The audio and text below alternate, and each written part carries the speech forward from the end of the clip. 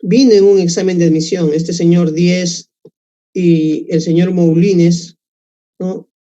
En un examen de admisión se consideró y vino como un tema, ¿no? Un tema importante.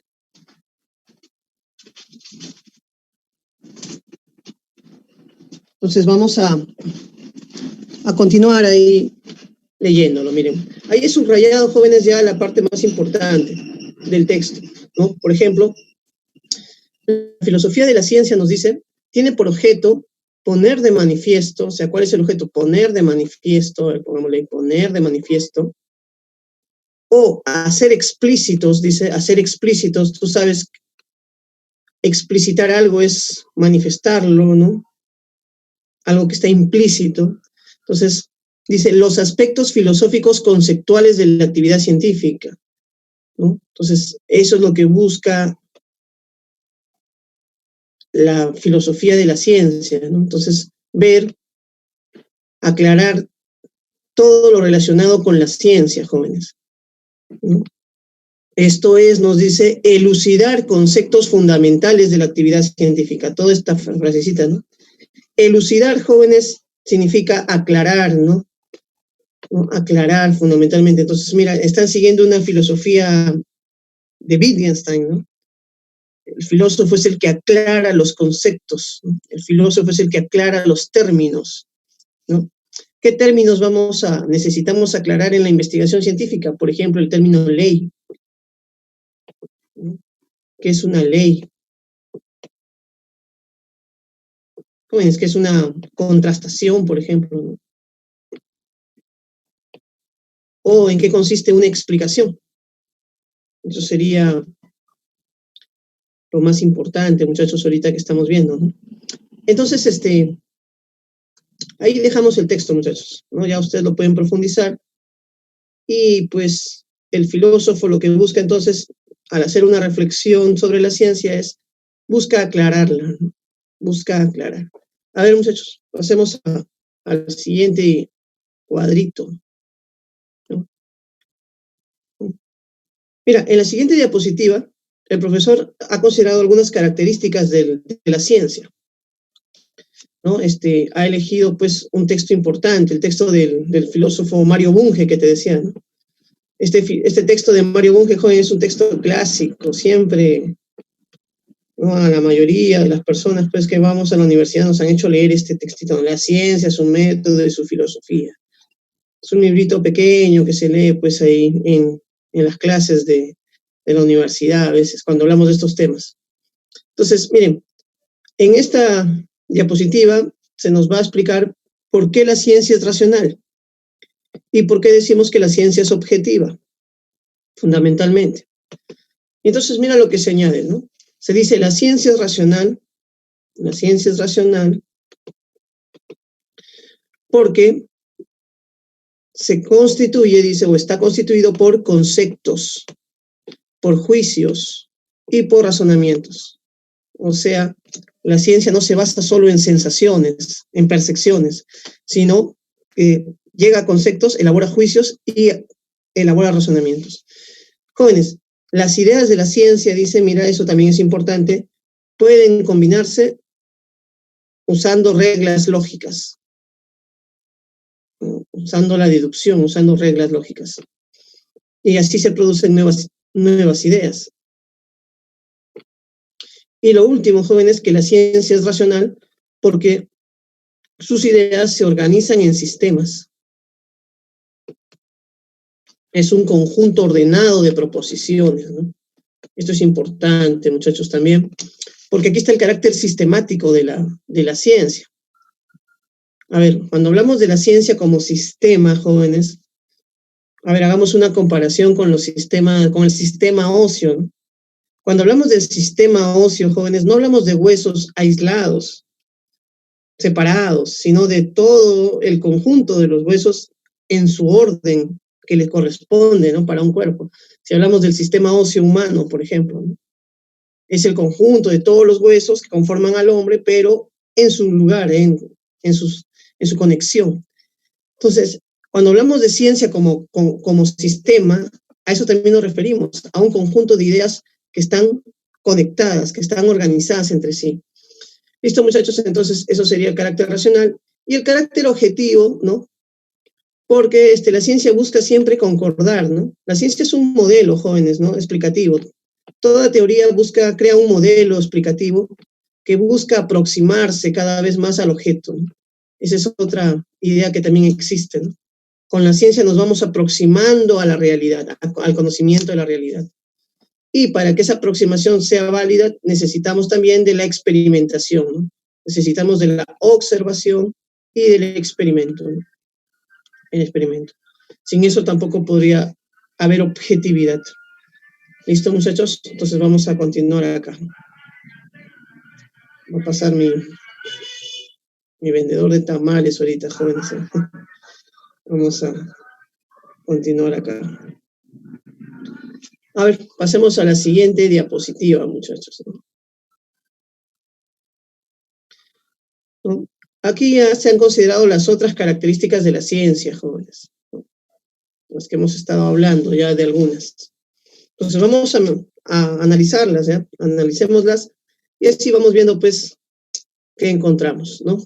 Por ejemplo, muchachos, los científicos no estudian toda la realidad, ¿no? Los científicos no abordan un estudio de toda la realidad. Es como algunos filósofos sí lo intentan, ¿no? Por eso los científicos se especializan en un campo. Jóvenes, como se especializan, como eligen una parte de la realidad para profundizar en ella, se dice que el carácter de la ciencia es selectivo, en ese sentido, porque selecciona su objeto de estudio. No estudia todo, delimita su objeto de estudio. Entonces la ciencia es selectiva por eso, porque elige una parte de la realidad para estudiarla. Por eso la ciencia se les llama ciencias particulares. No sé si has escuchado ese nombre, ciencias particulares, porque estudian un aspecto particular de la realidad, no todo. La ventaja de la especialización, jóvenes, se ve pues en el tema de la profundidad que se logra en un aspecto, ¿no? Los científicos, los especialistas en un tema lo conocen a profundidad del tema. Pero lamentablemente, como se han especializado solo en ese tema, solo eso conocen. Si salen de su campo, ya hay un desconocimiento. Entonces, ese es el carácter selectivo de la ciencia. El carácter sistemático, ya lo habíamos dicho, jóvenes, hablamos de un sistema. Cuando hablamos de un sistema es cuando hablamos de un conjunto de ideas que están organizadas entre sí, ¿no? Como aquí, por ejemplo, la ciencia está organizada en teorías, leyes, problemas, hipótesis que se van desarrollando. El carácter metódico, joven, que es el siguiente que vamos a ver, ¿no? El carácter metódico, ahí, ¿no? Hemos ido ya viendo varios, hemos visto carácter selectivo, carácter sistemático, carácter metódico. Con esto creo que se entiende también, ¿no? La ciencia es metódica porque utiliza un método de investigación, que es el método científico, ¿no? Creo que ahí ya no requiere mayor explicación. El carácter falible, jóvenes, está ligado al tema de que la ciencia falla. Los científicos se equivocan, jóvenes, en algunas de sus apreciaciones, ¿no? Había estado viendo algunas series que hablan sobre ciencia, jóvenes, y comentaban de que, por ejemplo, Newton dedicó, pues, gran parte de su vida al estudio de la alquimia, ¿no? Él quería, pues, descubrir la piedra filosofal. Mira, Newton, ¿no? El abanderado científico, ¿no? La gente cuando habla de Newton habla de un científico importante. Pero este señor, Newton, también tenía sus intereses que no eran tan científicos, ¿no? Pseudocientíficos. Claro que para la época la alquimia era un conocimiento, entonces, si ahora pues se habla de Newton, hablamos por sus leyes de la física, más que todo, no tanto por sus estudios de la alquimia, las cuales se consideran pues erróneos, ¿no? Jóvenes, el mismo Albert Einstein, ¿no? Con sus teorías se llegaba a la conclusión de que el universo tenía que tener un principio. Esa era una idea que a Einstein no le gustaba. Y entonces se elaboró una especie de constante universal para impedir esa conclusión de que el universo tuviera un principio. Pero esta constante universal que Einstein desarrolla también estaba equivocada, jóvenes, ¿no? Era un error de Einstein. Entonces los científicos se equivocan, como todo ser humano, jóvenes, ¿no? Son falibles. Entonces la ciencia está sujeta a errores. ¿Dónde está entonces el carácter progresivo de la ciencia? ¿Por qué la ciencia progresa pese a sus errores? Progresa por este otro carácter, jóvenes. Porque la ciencia es falible y perfectible. ¿Qué sucede? Cometemos errores, los seres humanos, los científicos también, pero tienen la capacidad de detectar estos errores y luego de que han sido detectados, de ser corregidos, jóvenes. Entonces el científico corrige sus errores. Y en ese corregir nuestros errores, la ciencia va progresando. Entonces la falibilidad y la perfectibilidad, jóvenes, son dos condiciones del progreso de la ciencia. La ciencia progresa por eso, ¿no? Entonces, muchachos, ya hemos hablado de las características de las ciencias, pero esté claro el tema. Hemos hablado del carácter objetivo, del carácter racional, ¿no? Y luego, pues, hemos hablado ya del carácter selectivo, sistemático, metódico, falible y perfectible, ¿no? Listo, muchachos. Entonces, vamos a pasar acá, ¿no? Jóvenes, aquí el profesor nos ha puesto un texto de Isaac Asimov, ¿no? Asimov, jóvenes, era un científico importante y también era un escritor, le gustaba mucho la ciencia ficción. Por ejemplo, uno de sus cuentos es el que va a dar origen a la película Yo, Robot, de Isaac Asimov. Él le gustaba mucho los cuentos acerca del futuro, del trato de los seres humanos con los robots. Él va a crear las leyes de la robótica, ¿no? En sus cuentos. Pero jóvenes, aquí el profesor nos ha puesto un texto científico. Él dice que hasta 1800, ya lo he leído, te lo resumo, hasta 1800 dice, podíamos encontrar un ser humano que tuviera todos los conocimientos, ¿no? Hasta 1800. Tú encontrabas un ser humano que tuviera todos los conocimientos. Pero ya científicos, o sea, podría haber un hombre que domine todos los conocimientos científicos hasta ese año. Pero dice, pasado ese año ya la ciencia se comenzó a diversificar de manera tan sorprendente y ampliar el conocimiento científico de manera tal de que ya ningún ser humano, solo uno, pueda lograr tener todo el conocimiento científico. Por lo tanto, ¿qué sucedió? Dice, a partir de esa fecha, comenzó pues la especialización de la ciencia. Y él lo dice así, mira, se impuso la especialización de la ciencia, debido a su propio inexorable crecimiento. Y con cada generación de científicos, esta especialización fue creciendo e intensificándose más. Por eso la ciencia, jóvenes, es selectiva, es especializada, ¿ya? Ese es el texto que el profesor ha considerado poner. Ya lo leímos, jóvenes, ya sacamos las ideas más importantes. Vamos a pasar a las funciones de la ciencia, ¿no? Jóvenes, ahí se ha hecho un añadido, ¿ya? Estos dos puntos que voy a sombrear acá son añadidos que se ha hecho, ¿ya? Vamos a... Entonces, muchachos, ya hablamos de las características de la ciencia. Era importante saber qué características tiene el conocimiento científico. Hemos visto que es racional, hemos visto que es objetivo, que es selectivo, especializado, que es sistemático y metódico y que es falible y perfectible. Hemos visto pues varios aspectos. Ahora nos corresponde ver las funciones de la ciencia. ¿Cuál es la función de la ciencia? ¿Por qué importa la ciencia? ¿Qué es lo que hace la ciencia? ¿O qué es lo que hacen los científicos? Jóvenes, actualmente, en una sociedad capitalista como la nuestra, lo que importa de la ciencia es su carácter aplicativo, fundamentalmente. Esto es lo que es más importante. Y eso lo podemos ver, por ejemplo, ahorita en la lucha por el país que crea la vacuna, ¿no? Jóvenes, las farmacéuticas, los laboratorios, están pues ahorita todos abocados a crear la vacuna del COVID, ¿no? Y jóvenes, esto no lo hacen por amor pues a la humanidad, ¿no? Tampoco se hace por amor a la verdad.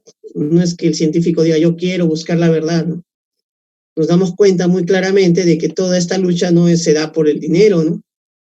El laboratorio que logre crear una vacuna al 100% eficiente del COVID va a lograr pues una ganancia, va a ganar millones, jóvenes, ¿no? Entonces, se están jugando ahorita la vida en ese sentido todas las farmacéuticas, los laboratorios que están creando este tipo de vacunas, ¿no? Joven, y entonces aquí viene el tema, mira. La ciencia ahorita, en una sociedad capitalista, lo que más importa es su carácter aplicativo, su carácter práctico, su carácter pragmático. Tú mismo, ¿no? Tú mismo dices, profe, yo quiero estudiar para tener una profesión, ¿no? Para ejercer, para hacer algo, ¿no? Entonces, ya la ciencia, pues, si bien es cierto, la ciencia es una rama teórica, el carácter práctico es lo que fundamentalmente se valora en la ciencia. Pero este carácter práctico, jóvenes, no se puede dar si es que no se desarrolla primero el aspecto cognitivo. O sea, entonces, el carácter aplicado de la ciencia depende del aspecto teórico, depende de lo teórico. Y es ahí donde la ciencia, pues, ha ido ganando sus funciones. A ver, vamos a explicar. La primera función que voy a explicar, jóvenes, es la función descriptiva. Función descriptiva. Ya, la descripción. Jóvenes, describir simplemente significa señalar características de un objeto. Principalmente, eso es la descripción. Cuando yo describo a alguien, estoy dando sus características. Me dicen, oye, ¿cómo es? Ah, es alto, es delgado, piel blanca, ojos claros, cabello rubio, no sé, voy describiendo. Jóvenes, entonces, lo mismo pasa en ciencia, describir características. Pero ¿cuál es la diferencia, jóvenes? Que la descripción científica tiene una mayor rigurosidad y elabora un lenguaje técnico para poder hacer descripciones, ¿no? Una obra donde se manifiesta mucho el carácter, pues, ¿qué podríamos decir? El carácter, digamos, descriptivo de la ciencia sería un atlas, por ejemplo, de anatomía humana, ¿no? Jóvenes, si ustedes alguna vez han visto un atlas de anatomía humana, pues contiene toda la información referente al cuerpo humano, ¿no? Nuestros componentes, ¿no? Si hablamos, por ejemplo, del sistema óseo, los huesos, dibuja y enumera todos los huesos, ¿no? Entonces encuentras ahí los nombres, ¿no? Su ubicación, su tamaño, su forma. Ahora, imagínate cuántos seres humanos han tenido que trabajar, cuántos cadáveres se ha tenido que diseccionar para lograr crear un atlas de esa magnitud. Y este trabajo, ¿cuántos siglos ha tenido que durar, realizarse, ¿no? Y entonces nos damos cuenta que es un trabajo de descripción terrible, ¿no? Jóvenes, y eso que estamos hablando solo del atlas de anatomía humana, pero imagínate ahora un catálogo, pues, de zoología, de cuántos animales existen, ¿no?, en el mundo, o cuántas plantas existen, ¿no? Ya si nos metemos a la botánica. Y hay una descripción, pues, terrible ahí de los diversos animales que existen en el mundo y las diversas plantas. Solo eso ya, la descripción, jóvenes, el carácter descriptivo de la ciencia. Ahora, luego también tenemos la descripción del universo, la descripción ya de nuestro planeta, de los demás planetas, ya dentro de cada continente. Te das cuenta, el carácter descriptivo de la ciencia es muy amplio. Ya, le debemos bastante en ese sentido. Nos ha permitido saber cómo son las cosas, cómo están compuestas, ¿no?, cuáles son sus elementos, conocer la realidad de manera más objetiva. Entonces, la descripción es la primera función de la ciencia, jóvenes, que destacamos. Pero, si bien es cierto, es la primera función, muchos consideran de que la principal función de la ciencia es la que vamos a ver ahorita, la explicación. Jóvenes, y cuando hablamos de explicación, ahí sí, una cosa es la explicación científica y otra cosa es la explicación cotidiana, ¿no? Si tu enamorada te dice, explícame por qué llegaste tarde, tienes que decirle las causas o motivos por los que llegaste tarde, ¿no? Pero, jóvenes, causas y motivos, ahí sí, la explicación cotidiana, pero en la explicación científica no se busca causas. Los científicos mismos dicen, nosotros no buscamos causas. Esa es una terminología que usan los metafísicos, los filósofos. Entonces, no buscamos el porqué de las cosas, también dicen ellos. Pese que yo me acuerdo que tenía un álbum, joven, en mi infancia, donde decía el porqué de las cosas y era un álbum de ciencia. Entonces uno se ha quedado con la idea de que la ciencia te dice el porqué de las cosas. Pero esa es una visión muy del sentido común, jóvenes.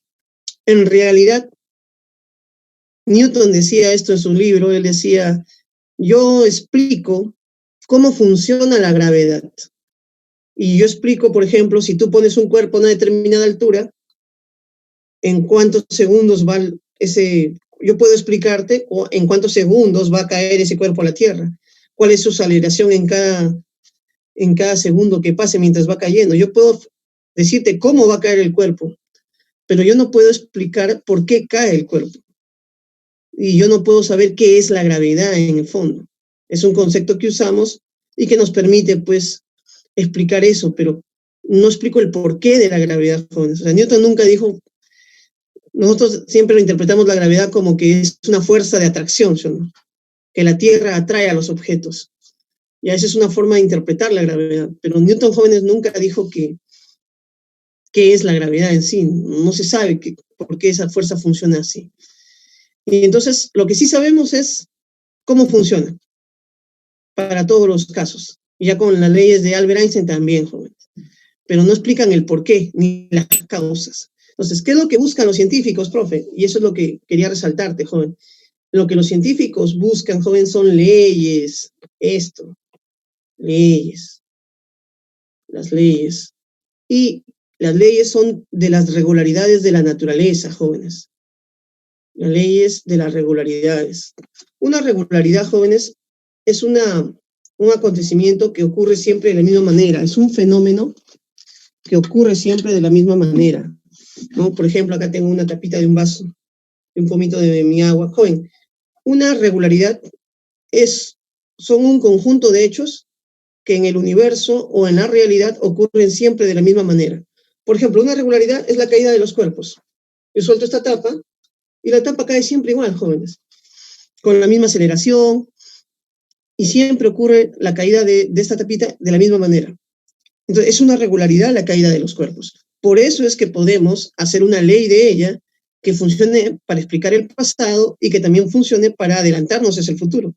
Conociendo la ley de la caída de los cuerpos, yo puedo saber cómo va a caer un cuerpo, aunque todavía esa caída no se produzca. Jóvenes, ¿por qué sé? Porque es un hecho que se repite siempre. Y así como se ha repetido en el pasado, se va a repetir en el futuro. Entonces, otras leyes, otras regularidades importantes, joven, que podemos poner como ejemplo son el movimiento planetario. Los planetas se mueven formando elipses. Y ese movimiento planetario no es de ahora, es de siempre, jóvenes.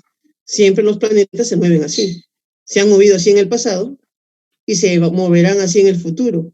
Y entonces, como sabemos que esa es una regularidad, podemos descubrir una ley acerca de esa regularidad y poder adelantarnos después al futuro, a los hechos. Por eso, jóvenes, la explicación es la base, podríamos decir, que hace posible luego, ¿no? Y eso sí se puede decir, jóvenes, es la base que nos permite luego ya pues lo que llamamos la predicción, ¿no? La predicción. Entonces, podemos ahí señalar, ¿no? Jóvenes, cuando hablamos de predicción científica, no estamos refiriéndonos pues a la predicción de los chamanes, a la predicción de las brujitas, ¿no? Que salen en la tele a veces, ¿no? Sino principalmente estamos refiriéndonos al carácter, a la deducción a partir de una ley. Cuando hablamos de predicción científica, lo que estamos diciendo es que a partir de una ley, a partir de las leyes, se deduce los hechos futuros. O sea, el científico joven no es que logra ver, pues, más allá de las cosas, sino que si el científico tiene una ley, con esa ley él puede adelantarse a los hechos. Joven, la predicción científica donde ha tenido más éxito es en el ámbito de la astronomía. En el ámbito de la astronomía, los científicos, pues, han mostrado el éxito de las predicciones, ¿no? Si decimos que un eclipse va a ocurrir tal día, tal hora, y en tal lugar se va a ver, joven, la ciencia lo establece bien. Ese eclipse se ve ese día y se da en ese contexto. Casi todas las predicciones astronómicas se cumplen, ¿no? Otro ámbito donde hay predicciones también es en el ámbito climatológico, joven. Generalmente las predicciones climatológicas se cumplen, aunque en ese ámbito son probabilísticas, es decir, que podría darse, podría no darse también, puede haber un cambio en los fenómenos. Jóvenes, lo que sí, como te digo, no confundir con la predicción, pues, de los chamanes, de los brujos, de los videntes, ¿no? Siempre, por ejemplo, pasan en televisión a un señor Dos Santos, creo a veces lo entrevistan, Y Dos Santos siempre le he escuchado decir que va a haber un terremoto, ¿no? En Lima, en Perú, dicen, ¿no? Un gran terremoto. Y lo dice así, ¿no? Pero nunca dice en qué fecha, en qué lugar, nunca precisa la información. Y eso es lo que tú tienes que cuidarte, ¿no? ¿No? Nunca, o sea, entonces las predicciones de los chamanes, de los videntes, son predicciones ambiguas. ¿Para qué? Para que con esa ambigüedad que la pronuncian, no se pueda demostrar nunca su falsedad, pues, ¿no? Entonces, estamos igual, Piero, ¿no? Entonces, los científicos no hacen ese tipo de predicciones, los científicos hacen predicciones de carácter, ¿no? Predicciones de carácter racional, es decir, deducidas a partir de leyes que ya se han obtenido. Y esas leyes provienen de regularidades, y esas regularidades nos dicen que, así como en el pasado se comportó un acontecimiento, en el futuro se va a producir de la misma manera. Listo, muchachos, entonces ya hemos hablado de las 3 funciones teóricas. La aplicación creo que no hay mayor profundización que hacer. Los conocimientos científicos terminan sirviendo a la industria, terminan resolviendo problemas prácticos, joven, y terminan también generando tecnología, ¿no? Entonces, eso es lo importante de la ciencia, que trae aplicaciones consigo que permiten un desarrollo mayor. Pasemos, jóvenes, a otra parte de la clase. Ya vimos las funciones de la ciencia. ¿Ya? Vamos a borrar acá. Y sigamos desarrollando este tema. Jóvenes, aquí el profesor nos ha puesto un texto que habla sobre cómo se explica en ciencia, cómo se explica un hecho. Y como es un poco simbólico, a veces uno se confunde, ¿no? Entonces, vamos a intentar explicártelo lo más sencillo, ¿ya? Entonces, miren lo que nos dice, ¿no? Esta primera proposición. Sea, dice, un hecho H. O sea, tenemos un hecho. Un hecho que es el hecho H, dice, ¿no? Entonces, H mayúscula. Entonces, ahí tenemos ese símbolo. Mira, acá está el hecho. H mayúscula. ¿De qué tipo es el hecho? Dice, es del tipo A, es G. Esta es una oración, pues, y por eso aquí, jóvenes, tienes GA. ¿No? Estás diciendo A es G, ¿no? Ahí, ya listo. Para explicar ese hecho, dice, ¿no? El científico, ¿qué hace? ¿No? Si hay un hecho del tipo A es G, para explicarlo, dice, primero hemos de determinar 2 cosas. Para poder explicar ese hecho tengo que determinar 2 cosas. Las condiciones iniciales, joven. O sea, los acontecimientos que hicieron posible ese tema. Ahora, esas condiciones del tipo ASF, ¿no? Son las que van a aparecer acá, miren, muchachos. Condiciones FA, ¿ya? En la formulita.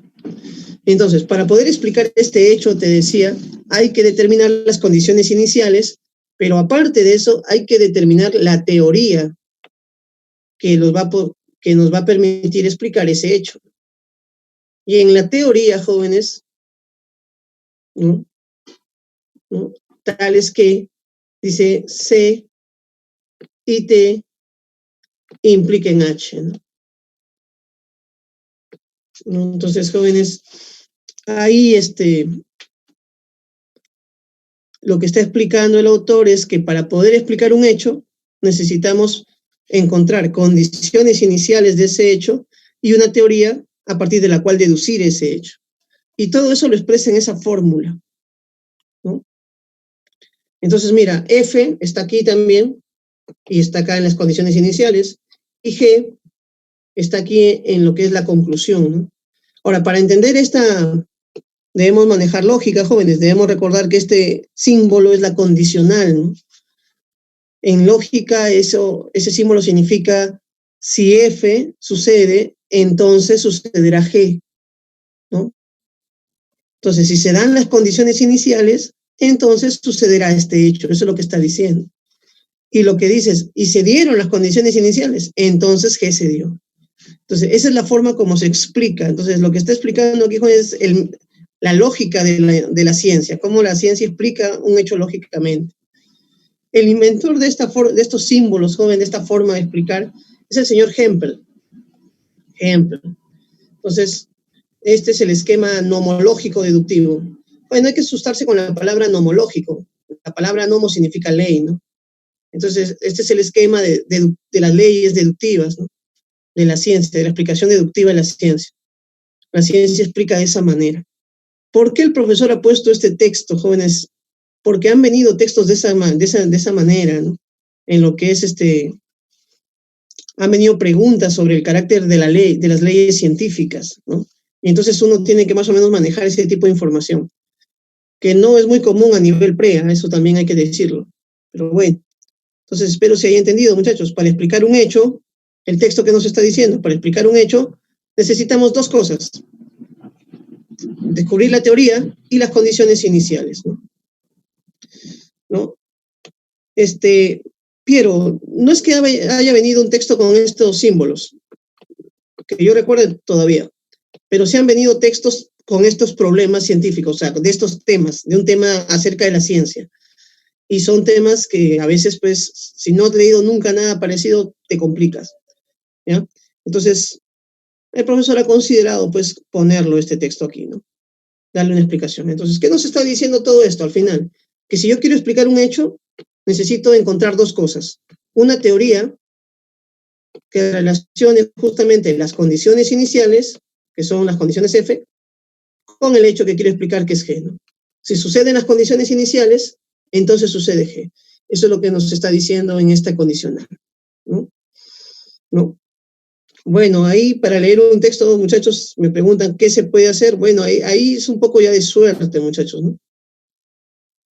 La cuestión es bien sencilla, o sea, para entender un texto filosófico, fundamentalmente, ayuda a veces tener conocimientos previos, ayuda a veces. A veces el texto tú lo lees y lo entiendes, porque habla de cosas que todos entendemos, pero a veces en algunos textos filosóficos, si no tenemos nociones previas, si no conocemos la filosofía del autor al cual se está haciendo mención, nos complica leerlo. Entonces, por eso es que es importante los conocimientos previos, creo, al menos en la lectura de textos filosóficos. Esa sería mi respuesta para Piero. A ver, muchachos, sigamos acá, ¿ya? Entonces, aquí estamos hablando de la explicación. Y mira, aquí el profesor nos ha puesto un ejemplo de predicción científica, un ejemplo, un caso. En el texto no se menciona eso, solo se define. El texto dice: la predicción científica consiste en inferir tal hecho, inferir un hecho de regularidades conocidas del acontecer y circunstancias dadas, ¿no? Muchachos, a ver, les cuento más o menos qué sucedió acá, por qué está Le Verrier, qué hace Galle, qué hace ese planeta ahí, ¿no? Joven, había una órbita. A ver, te explico. Vamos haciéndolo así.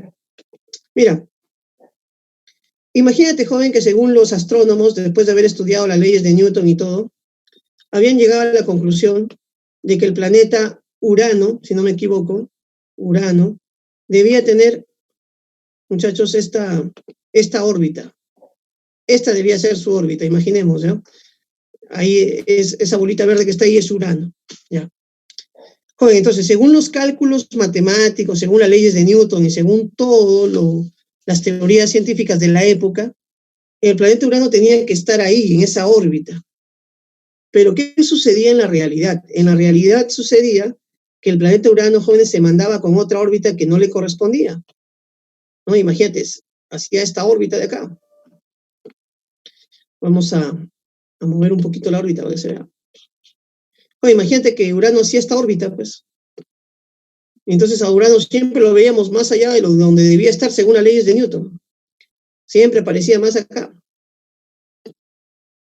Entonces ahí, joven, la pregunta que se hacían es: ¿por qué ocurre esto, no?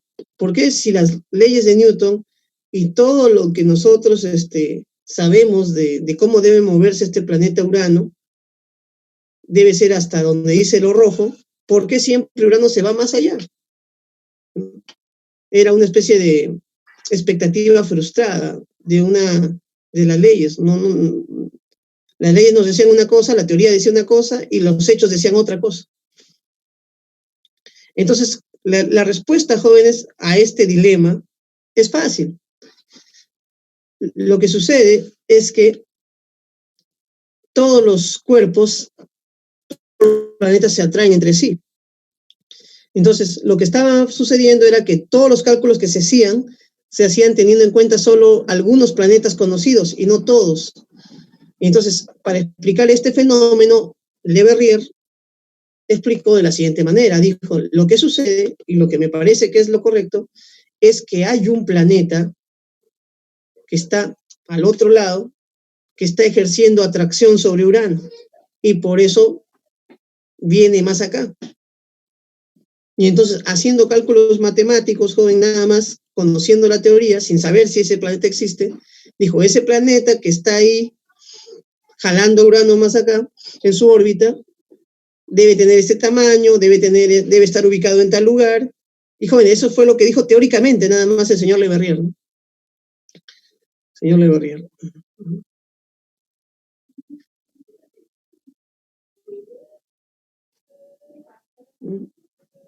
Entonces ahí, muchachos, tenemos ese debate, ¿no?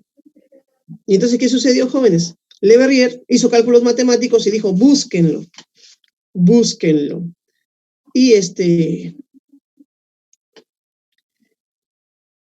Y entonces, inevitable, pues, ¿no? Inevitable. ¿Qué pasó, muchachos? Los astrónomos se tomaron en serio la petición de Le Verrier. Y entonces el astrónomo Galle, que ya no es matemático, que es otro señor, tuvo que, pues, buscar el planeta que había predicho Le Verrier y lo encontró, jóvenes. Efectivamente había un planeta que alteraba la órbita de Urano y a partir de ahí se descubrió Neptuno, joven, con una predicción famosa de Le Verrier, ¿no? Entonces, mira, esos casos de la predicción científica son interesantes, muchachos, ¿no? Entonces, jóvenes, vamos a borrar acá, ¿no? Los dibujos, vamos a entrar ya a nuestro tema, ¿no? Explicamos el tema de la predicción científica.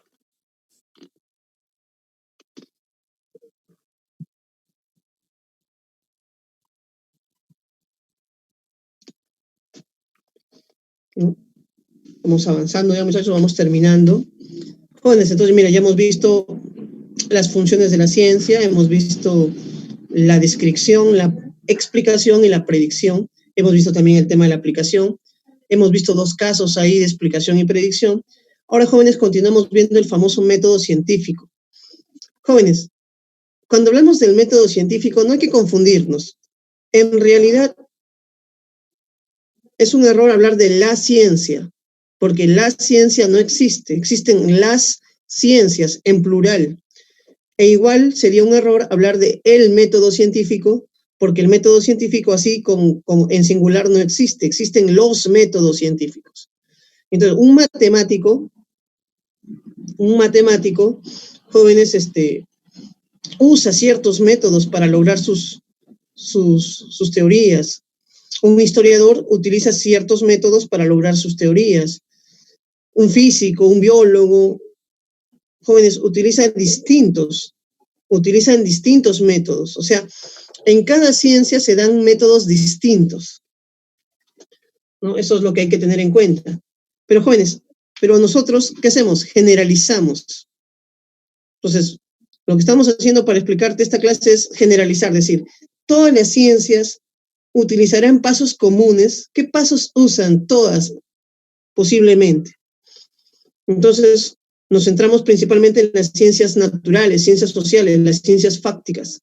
Joven, entonces podemos decir de las ciencias fácticas lo siguiente. Decimos esto, mira. Decimos que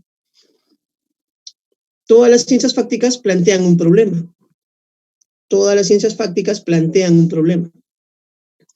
Y que la ciencia empieza cuando este problema es planteado. Eso se dice, ¿no?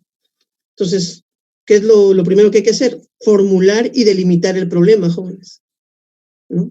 El problema. ¿Y cómo se formula? Mediante una interrogante, generalmente, ¿no? Lo otro, muchachos, es que si ya tenemos el problema, ¿no? Tenemos el tema de la hipótesis, ¿no? De la hipótesis, ¿no? que se deben formular, muchachos, porque un problema no se resuelve solo, ¿no? Entonces ahí viene el tema de todas las hipótesis que se van planteando para resolver ese problema.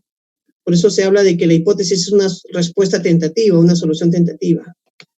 Jóvenes, y luego ya viene el tema ¿no? El tema de la deducción de las consecuencias contrastables. Mira, una hipótesis, joven, tiene que poder comprobarse. Entonces, de la hipótesis debe deducirse en algunos hechos que puedan observarse para poder saber si es verdad o no. Entonces, sin esos hechos, jóvenes, no se puede confirmar una teoría. Por eso toda teoría necesita basarse en la experiencia. Y por último, jóvenes, ya se produce la contrastación, ¿no? Se prueba si la hipótesis en los hechos que ha deducido se confirma o no. ¿No? Te podría contar, jóvenes, el caso de Albert Einstein, ya que está ahí su imagen, ¿no? La teoría de Albert Einstein, joven, sobre la gravitación universal es una teoría que cambió todos los paradigmas de la física en esa época, ¿no? Einstein decía, por ejemplo, que el tiempo y el espacio, jóvenes, yo no puedo pues hablarte de la teoría de Albert Einstein en el sentido de que lo haya leído y que yo conozca, pues, ¿no? Pero veo los videos de divulgación, los libros de divulgación y algo se entiende, ¿no? Entonces, lo que te voy a explicar es eso, nada más, ¿no? Por ejemplo, se dice que Albert Einstein comprende que el tiempo y el espacio forman un tejido, forman una unidad. Entonces, el universo es un tejido tiempo-espacial, dicen, ¿no? Eso es lo primero, ¿no? O sea, el universo es un tejido tiempo-espacio, juntos. Lo segundo que dice Albert Einstein, jóvenes, es que los planetas, las estrellas, los agujeros negros, tienen la capacidad de deformar ese tejido tiempo-espacio, de curvarlo, ¿no? El planeta aparece y se curva el espacio-tiempo. Entonces, esa es su teoría, jóvenes, ¿no? Y la gravedad es producto de esta curvatura del tiempo y el espacio. Eso ya es otro aspecto. Jóvenes, esa es la hipótesis. Pero la pregunta es, ¿cómo comprobar que esa hipótesis es cierta en los hechos? ¿Cómo comprobar que el espacio-tiempo se curva? Y jóvenes, es aquí donde viene ya la deducción de la consecuencia contrastable. Es justamente lo que quiero explicar. Entonces, Albert Einstein dice, el tejido espacio-tiempo generalmente es recto, ¿no? Un rayo de luz viaja en el tejido espacio-tiempo. Pero ¿qué pasa cuando un rayo de luz pasa por un planeta o pasa por una estrella como el Sol? Si pasa por ahí, se va a tener que curvar, dice él. Ese rayo, ese de luz, se va a curvar, porque viaja por el tejido espacio-tiempo. Y jóvenes, entonces, ahí es donde Einstein se vuelve genial y dice, bueno, para probar mi teoría, entonces, lo que hay que hacer es ver si un rayo de luz que viene a la Tierra, ¿no? Imaginemos, jóvenes, dice él, un rayo de luz de una estrella que está detrás del Sol. Jóvenes, ¿qué es lo más seguro? Si tenemos una estrella que sabemos que su ubicación está detrás del Sol, no tendría que verse, ¿no? No tendría que verse porque el Sol lo tapa. Y de día no se ven las estrellas, joven. Por eso Einstein dijo, para poder probar mi teoría tenemos que esperar a un eclipse solar total, que todo el cielo se oscurezca y en ese momento tomar una fotografía del Sol. Y si al costado del Sol aparece la estrella que sabemos que está detrás, joven, quiere decir que la luz se curva y quiere decir que mi teoría es verdadera. Joven, se esperaron 2 eclipses. El primer eclipse en 1914, creo, en Rusia. Van los astrónomos a querer ver el rayo de luz, a ver si se encuentra la luz ahí, la estrella, y empieza la guerra mundial. Y los detienen a los científicos y no les dejan verlo. En 1919 ya se dio otro eclipse y para esa fecha, jóvenes, se fueron a Brasil, los investigadores, y lograron tomar la fotografía. Efectivamente mostraba que sí se veía la estrella que estaba detrás del Sol. Y entonces, jóvenes, Einstein se volvió famoso, se probó su teoría, ¿no? Entonces, mira, toda esta historia que te he contado referida pues a este científico, ¿no? Cómo las teorías necesitan una corroboración en los hechos. Y por eso es necesario que toda hipótesis de toda hipótesis podamos deducir consecuencias contrastables. Bueno, esta es la parte más importante de la ciencia, ¿no? Si tenemos hipótesis que no pueden ser contrastadas, de las cuales no podemos deducir ninguna consecuencia contrastable, entonces nuestra hipótesis tiende a ser considerada falsa, ¿no? Listo, muchachos, entonces ahí pasemos ya a la siguiente diapositiva.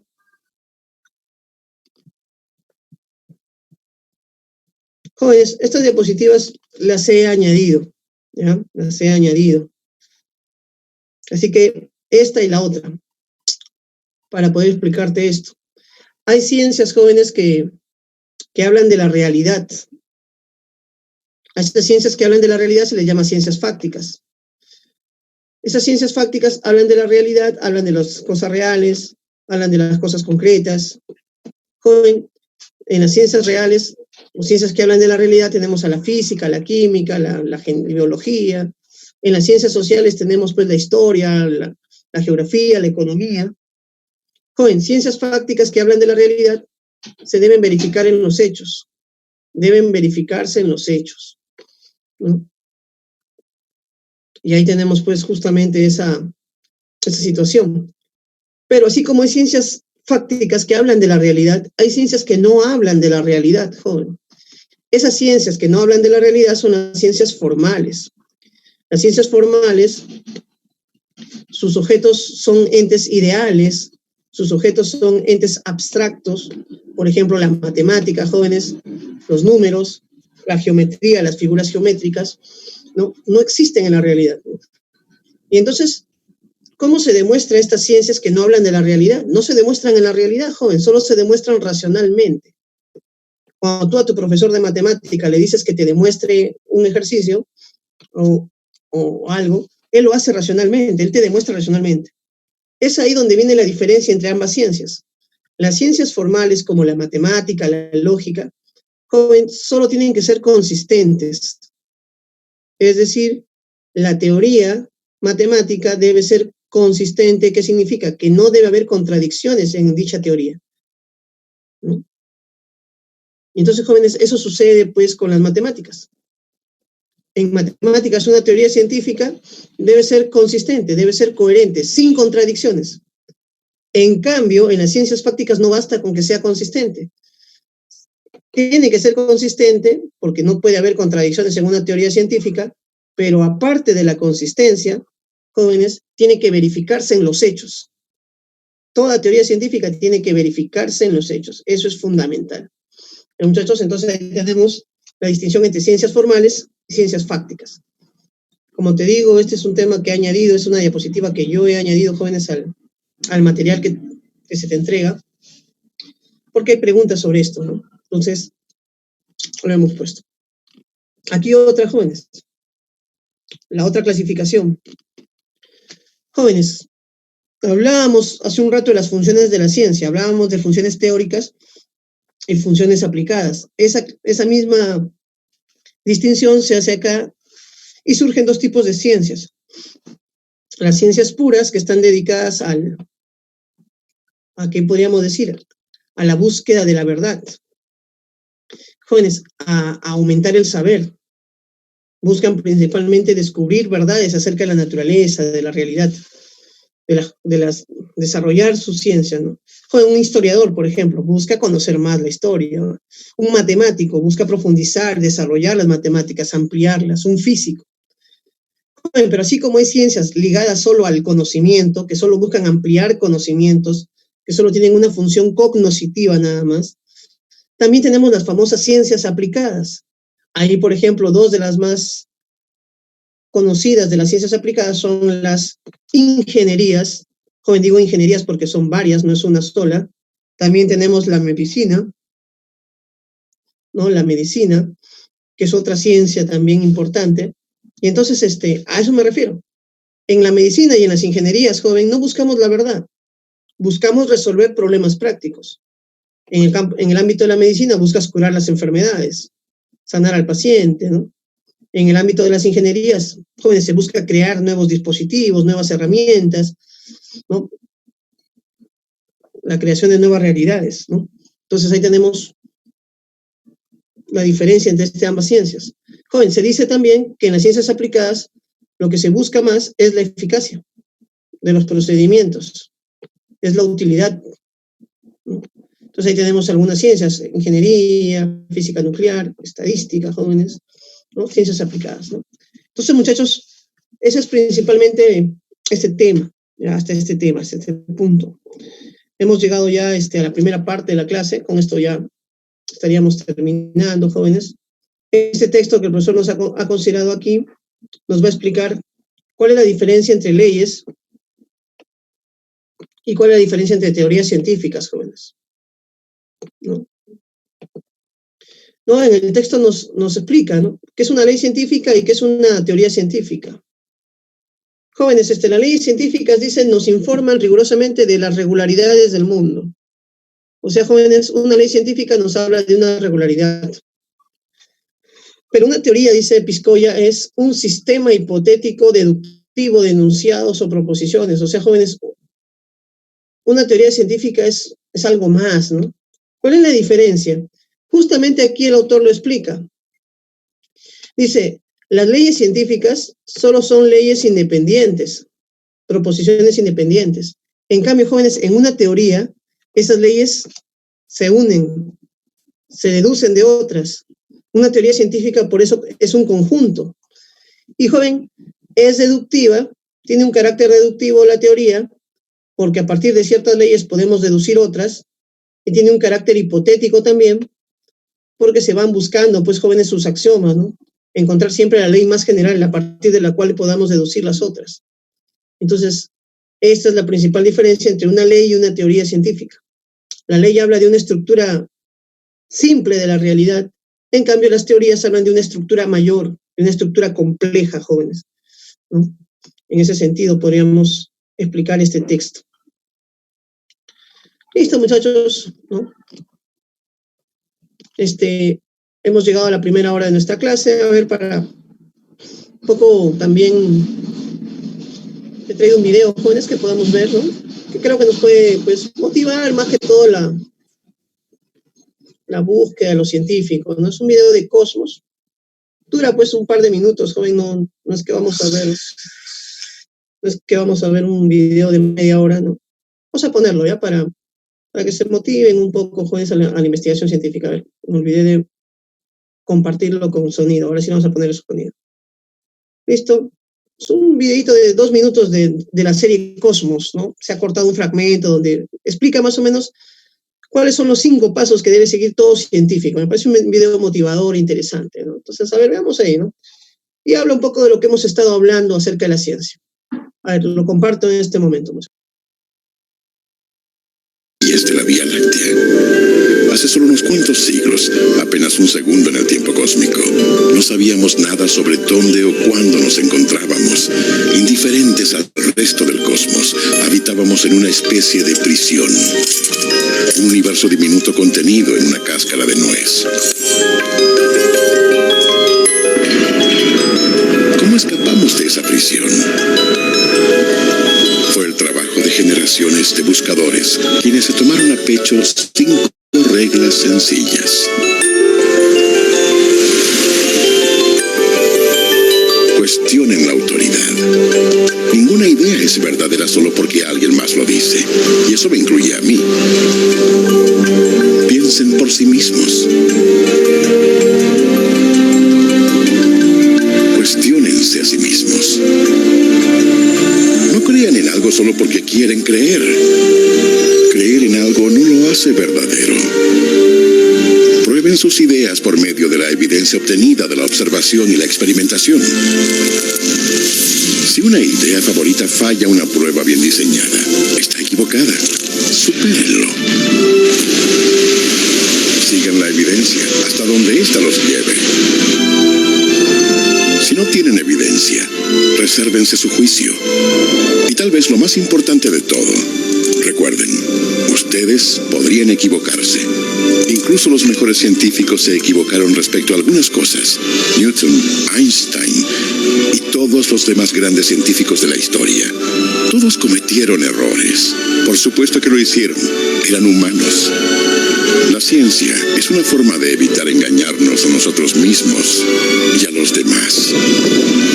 Los científicos han conocido el pecado. Por supuesto, hemos usado mal la ciencia, igual que lo hemos hecho con todas las herramientas a nuestra disposición. Y por eso no podemos darnos el lujo de dejarla en las manos de unas cuantas personas poderosas. Mientras más nos pertenezca la ciencia a todos, menos probable es que la usemos mal.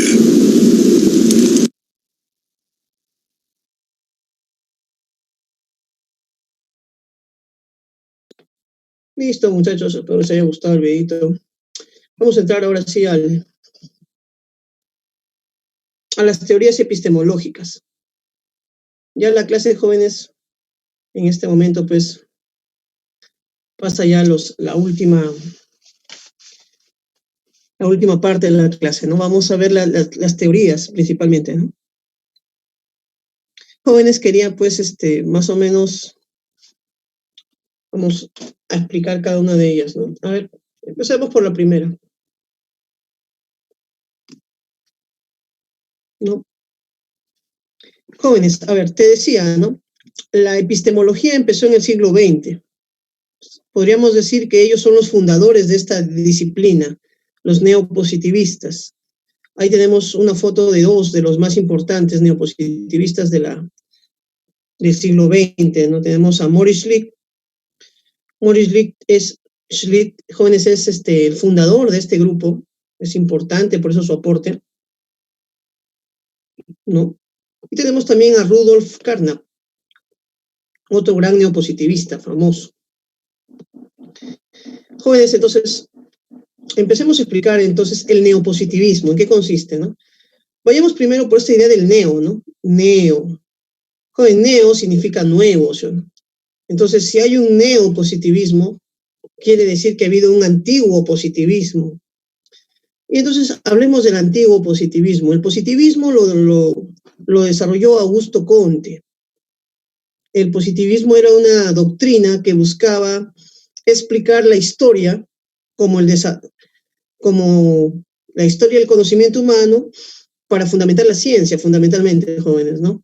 Entonces, ¿qué decía Comte? Comte decía que el ser humano se ha explicado el mundo primero de manera religiosa, luego hemos explicado el mundo de manera filosófica, metafísica, y actualmente explicamos el mundo de manera científica, decía Comte, ¿no? Y este modo científico de explicar el mundo es la forma correcta, decía él. Es la madurez del ser humano. Entonces, Comte decía, jóvenes, también, si lo recordamos, que la ciencia se inicia con la observación y que la ciencia buscaba leyes, ¿no? Fundamentalmente esa era la defensa que Comte hacía. Entonces los neopositivistas dicen, nosotros somos igual que Comte, nosotros queremos defender la ciencia también. Ese es nuestro objetivo, la defensa de la ciencia. ¿Qué es lo que añadimos entonces? ¿Por qué? ¿Cuál es la diferencia entonces entre nuestras teorías y las teorías de Comte? Joven, y ahí viene pues el tema. Vamos a añadir ahorita, ver qué es lo que ellos añaden, qué es lo novedoso, qué es lo nuevo. Porque si no, todas las teorías serían iguales, ¿no? Entonces, a ver, joven, el círculo de Viena, entonces, joven, recordemos, joven, quizás no te han hablado de eso, pero en esa época, Viena era una de las ciudades más importantes del mundo, jóvenes. Todo el movimiento artístico, movimiento cultural, movimiento científico pasaba por esa ciudad. Era una ciudad bien importante, ¿ya? Entonces, que surgiera este grupo de filósofos en esa ciudad no es algo casual. Esa ciudad era una ciudad muy importante en esa época. Ahora, los neopositivistas van a decir esto. Nosotros, al igual que el positivismo antiguo, somos empiristas. Somos empiristas.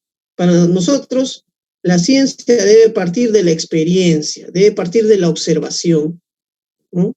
Solo existe el conocimiento de la experiencia, de lo que se puede observar. Esa idea, jóvenes, es central.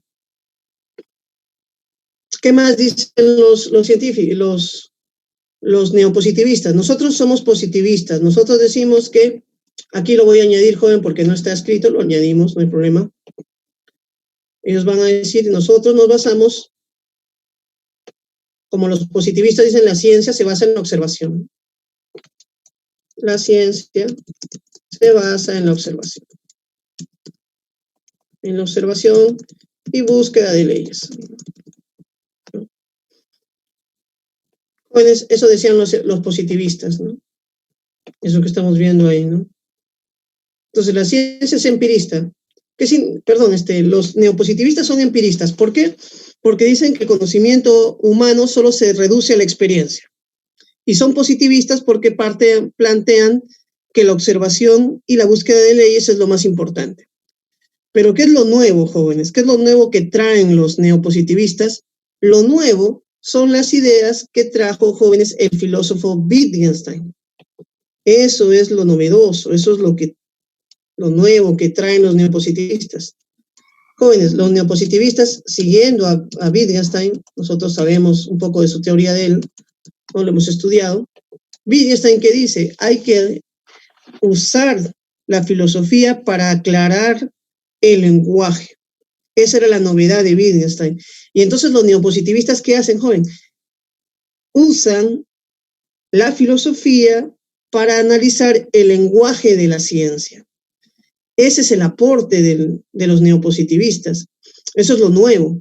O sea, ellos dicen, nosotros vamos a criticar la metafísica, igual que Comte, vamos a esclarecer algunas ideas de la ciencia, pero lo vamos a hacer analizando el lenguaje, mediante un análisis lógico.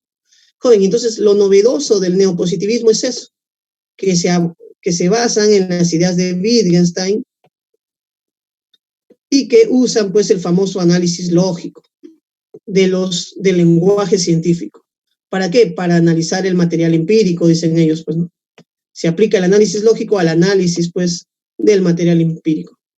Jóvenes, y este análisis lógico es la lógica matemática, la lógica moderna. ¿Ya? Entonces, eso es lo nuevo, joven, de los neopositivistas. Ahora, en base a esta idea de que la filosofía es un análisis del lenguaje de la ciencia, ellos plantean algunos proyectos. Ellos plantean, por ejemplo, jóvenes, crear una concepción del mundo que sea científica. Ellos quieren crear esta llamada concepción científica del mundo, ¿no? Pongámosle ahí, concepción científica del mundo.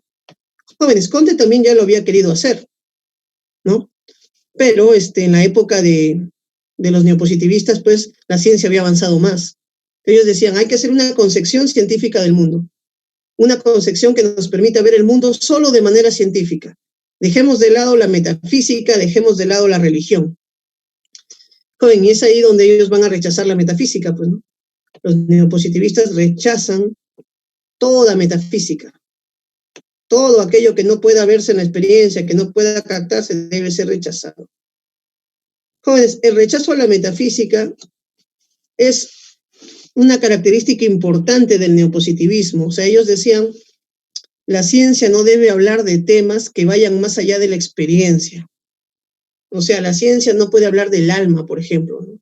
Si hay un psicólogo que dice que la psicología estudia el alma, a ese psicólogo hay que criticarle, hay que decirle que lo que él está haciendo no es ciencia, es metafísica.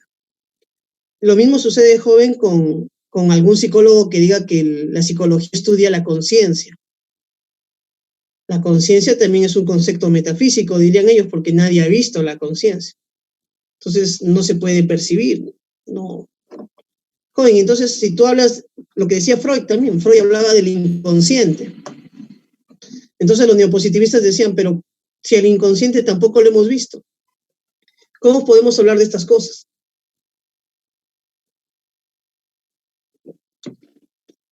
No se debe hacer ciencia de temas que no pueden ser sometidos a experimentación, que no pueden ser observables, que no pueden ser medibles. Jóvenes, por eso, los neopositivistas, la única psicología que ellos aceptan como verdadera, como posible, es la psicología conductista, la psicología de Skinner, que ustedes han estudiado de seguro, ¿no? ¿Por qué? Porque Skinner define la psicología como la ciencia de la conducta. Jóvenes, y eso es fundamental, pues, ¿no? Porque la conducta es observable, la conducta es medible, la conducta es experimentable. Entonces los neopositivistas decían, la psicología de Skinner es la única psicología que es científica. la única psicología que en verdad estudia basándose en criterios científicos. Todas las demás psicologías que estudian el inconsciente, la conciencia, el alma, son psicologías metafísicas que deben ser rechazadas. Jóvenes, y entonces, ya ellos decían, entonces, hemos logrado un gran desarrollo de las ciencias naturales. ¿Qué ciencias faltan para crear el proyecto de unificación de las ciencias? Faltan 2 ciencias que se unifiquen. Falta la psicología, que ya con Skinner se está unificando a la ciencia moderna, y falta la sociología también, que la sociología debe ser una especie de conductismo también, pero social, decían ellos, ¿no? Entonces ellos tenían este concepto, joven, de que todas las ciencias tenían que unificarse, de que las ciencias no podían estar, pues, separadas, ¿no? Joven, esta propuesta de ellos era en base al hecho de que los científicos de esa época decían que las ciencias sociales no eran igual a las ciencias naturales, eran diferentes, que las ciencias sociales deberían tener otros métodos. Pero los neopositivistas decían, no, todas las ciencias deben ser igual, todas las ciencias deben unificarse. Para ello hay que crear un lenguaje fisicalista. Ese es el proyecto fisicalista, Juan. ¿Qué significa? El lenguaje fisicalista, que solo se debe hablar de aquellas cosas que se puede ver, que se puede observar. Jóvenes, y es ahí donde va a surgir el llamado principio de la verificación, pues, ¿no? Esto es bien sencillo, jóvenes, ¿no? Toda teoría, ya hemos dicho, para que sea científica, debe poder probarse en los hechos. Debe poder hacerse un experimento en los hechos y probar su verdad. Por eso, joven, un enunciado dice, ¿no? Si es verificable en los hechos, si eso sí es así, es científico y tiene sentido. Pero si no, jóvenes, si no se verifica, no tiene sentido, no es metafísico y más bien es metafísico lo que estamos haciendo hoy. Jóvenes, entonces, esa es los principales aportes, ¿no?, que podemos, pues, mencionar acerca del neopositivismo, ¿no? Si tuvieran alguna duda, sería bueno que la planteen, muchachos, ¿no?, para poder ayudarles. Y si no, pues pasamos a la lectura del texto que el profesor ha considerado, ¿no? Entonces, el neopositivismo, joven, buscó realizar un análisis lógico del lenguaje científico, criticando la metafísica, estableciendo el principio de verificación, buscando crear la unificación de las ciencias y desarrollando para ello el proyecto del lenguaje fisicalista. Ya, muchachos, entonces ahí tenemos algunas de las ideas más importantes de este grupo, ¿ya? Vamos a borrar acá estos y vamos a un ratito, muchachos, vamos a habido un error técnico. Ahora sí, vamos a borrar. Listo. Ya, me pregunta Yamilé si para ellos la ciencia progresa. Mira, Yamilé, ellos no abordan este problema del progreso científico de manera directa, o sea, no es uno de sus problemas. El principal problema de ellos era establecer qué era lo metafísico y qué era lo científico. Pero la mayoría de ellos, yo te podría decir que creía en el progreso científico, sin haberlo abordado como un tema en sus investigaciones. Ahora, ¿por qué te digo esto? Porque el tema del progreso científico se va a volver ya un problema de la epistemología con el próximo autor que vamos a ver, es decir, con Popper. Popper va a ser al que le va a dar ese carácter de problema al progreso científico. Entonces, todavía los neopositivistas no hablan del progreso científico, no es su tema de ellos. ¿De quién sí va a ser el tema? Del siguiente filósofo que vamos a ver, de Popper. Pero muy buena pregunta, Yamilia. Vamos ahora sí a un texto de Carnap, ¿no? Ahí tenemos el señor Rudolf Carnap. Escribe un texto interesante, muchachos, vamos a leerlo ahí. Dice, el desarrollo de la lógica moderna ha hecho posible dar una nueva respuesta y más precisa al problema de la validez y justificación de la metafísica. Mira, dice, gracias a la lógica, dice, moderna, hemos ya podido resolver el problema de la metafísica, ¿no? Dice, las investigaciones de la lógica aplicada o de la teoría del conocimiento, cuyo propósito es esclarecer, joven, esta idea de esclarecer por medio del análisis lógico, eso es muy wittgensteiniano, el contenido cognoscitivo de las proposiciones científicas y a través de ello el significado de las palabras. Entonces, mira lo que según Carnap hay que hacer en filosofía, ¿no? Hay que hacer un análisis lógico para esclarecer el contenido del conocimiento de los términos y su significado. Y mira, ¿qué nos dice? Esta investigación de la lógica moderna ha traído dos resultados. Un resultado positivo y un resultado negativo. El resultado positivo, jóvenes, ha sido de que en el ámbito de la ciencia se ha logrado, pues, esclarecer conceptos particulares, dicen, ¿no? Y en cambio, en el ámbito de la metafísica, se ha logrado demostrar que sus proposiciones son totalmente carentes de sentido, dice. Eso es lo que nos ha mostrado, pues, el análisis lógico del lenguaje, que las proposiciones metafísicas carecen de sentido. Solo tienen sentido las proposiciones de la ciencia, va a decir el gran Carnap. Listo, muchachos, ahí tenemos el texto. Vamos a pasar al filósofo Karl Popper, ¿no? Nos habían preguntado por el progreso de la ciencia. Justamente en este autor es donde se va a iniciar ese problema, como un problema verdaderamente importante, ¿no?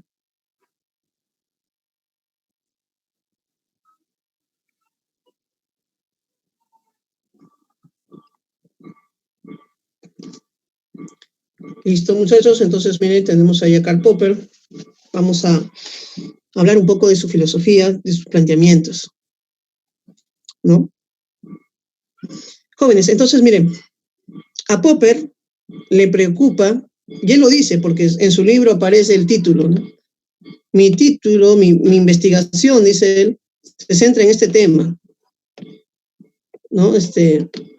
El primer libro de Popper de este tema, jóvenes, habla así, se llama La lógica de la investigación científica. Así se llama el título de la obra de Popper. Joven, y ese título es importante, porque ¿por qué la lógica?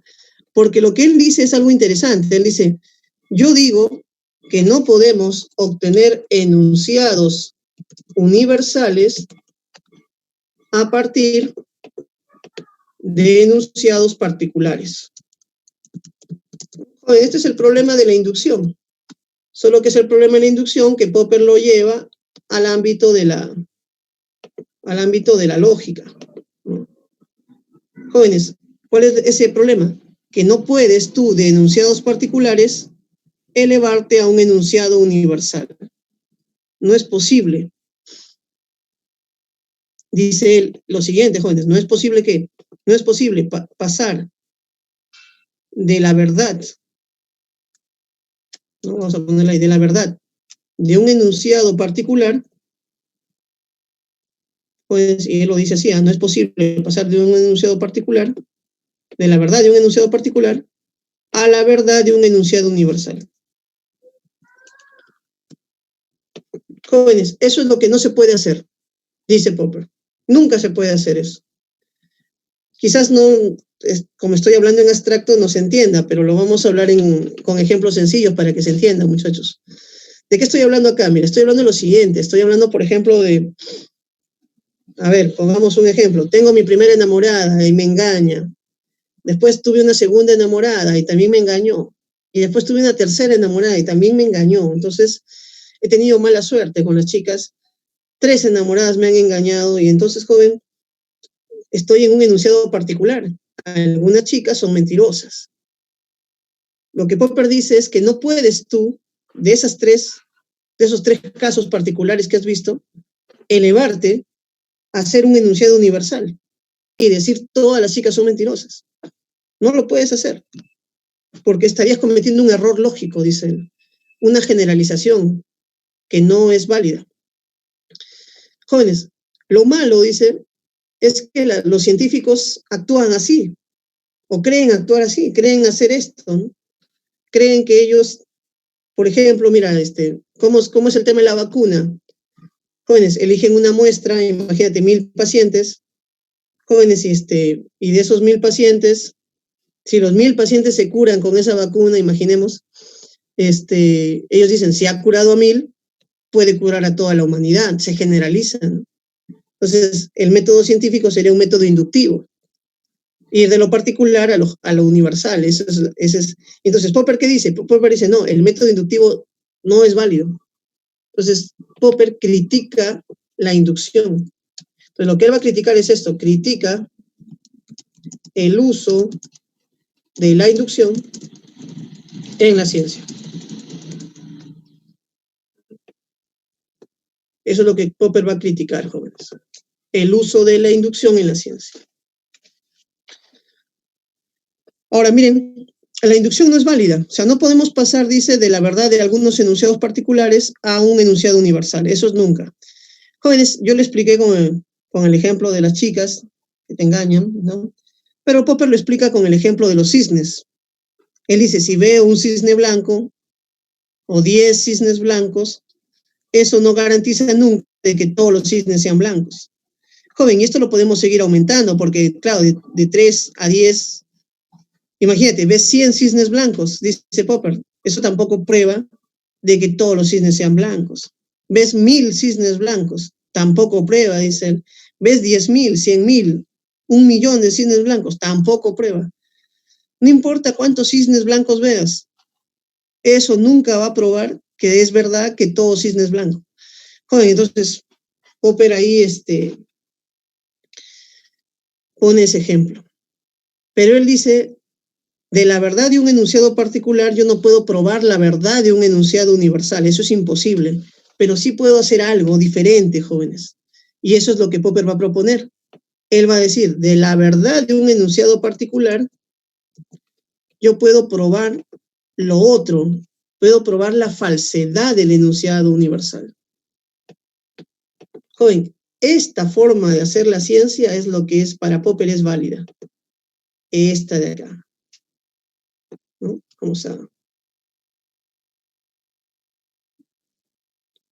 Vamos a poner ahí, jóvenes, esto, a ver, lo que Popper nos más o menos indica. Vamos a ponerle ahí, ahora sí. Jóvenes, entonces lo que Popper nos va a decir es esto, mira. Esto sí se puede hacer, dice él. Sí se puede ir de la verdad de un enunciado particular a la falsedad de un enunciado universal. Esto sí se puede hacer. Jóvenes, ¿cómo se puede hacer? Fácil, dice. Si yo veo un cisne negro, si yo sé que existe un cisne negro, puedo inferir válidamente de que es falso que todo cisne sea blanco. Es sencillo, jóvenes. Volvamos a mi ejemplo anterior. Si encuentro una chica fiel, una mujer fiel, puedo inferir que es falso de que todas las mujeres sean infieles, ¿no? Igual, jóvenes, pasa en el ámbito científico. Si encontramos una persona a la que la vacuna del COVID que le han puesto para el experimento no lo cura, sino que lo enferma más, ¿qué podemos decir? Que esa vacuna tiene algunos efectos, no es verdad, válida, no funciona. Entonces, falsación. Entonces, lo que dice Popper es eso. Y a este concepto que te estoy explicando se le llama la falsación, pues. De enunciados particulares solo podemos llegar a la falsación de los enunciados universales. No podemos llegar a la verificación de estos enunciados.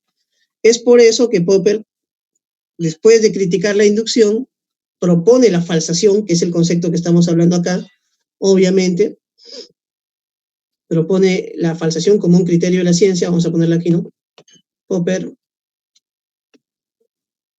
pongámosla aquí, propone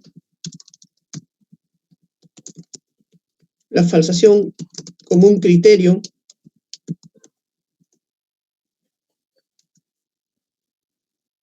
¿no? Como un criterio de demarcación científica, ¿no? Eso ya lo habían hecho los neopositivistas, ¿no? Pero Popper joven volvió esto, ¿no? Vamos a ampliar esto ya, ¿no?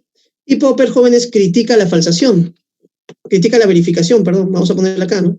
Popper, pongámosle aquí, critica la verificación, ¿no? Listo, muchachos, miren, entonces esa es la teoría de Popper, la teoría fundamental, o sea, la idea central de Popper, que los científicos, como trabajamos con enunciados particulares, es lo único que podemos observar, los enunciados particulares no nos permiten probar la verdad de una teoría lógicamente válida. No se puede con la lógica validar una teoría universal a partir de enunciados particulares. No podemos probar la verdad de esa teoría, pero lo que sí podemos probar con los enunciados particulares es su falsedad. Y eso, jóvenes, es lo que Popper va a llamar falsación. Y entonces, a partir de ahí, joven, él va a establecer de que la falsación es el principal criterio de demarcación científico, es decir, la falsación es lo que nos permite saber cuándo una teoría es científica o cuándo no. Toda teoría científica debe poder, en principio, ser falsada. Y las teorías que nunca son falsadas o que no pueden someterse a un proceso de falsación son teorías no científicas.